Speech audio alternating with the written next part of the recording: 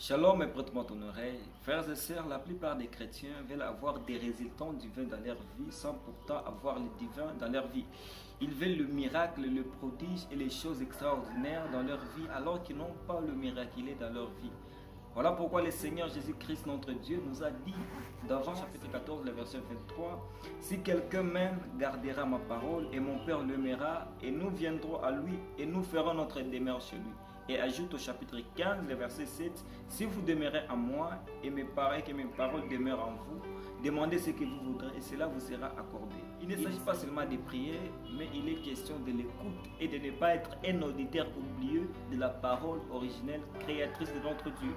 Alors, la seule manière d'avoir une réponse selon son attente, c'est d'avoir une foi selon la parole de Dieu. Voilà pourquoi dans Romains 10, 17, il est écrit « Ainsi la foi vient de ce que l'on entend, et ce que l'on entend vient de la parole de Christ. » Et Jacques 5, le verset 15 va nous dire « La prière de la foi sauvera le malade. La prière de la foi, c'est ce qui nous sauve. La prière de la foi, c'est ce qui transforme notre vie. La prière de la foi, c'est ce qui change même les circonstances autour de nous, même dans notre cœur. » Et le verset 16, il va nous dire « La prière fervente du juste a une grande efficacité. » Alors ma prière pour toi est que Dieu t'accorde cette foi.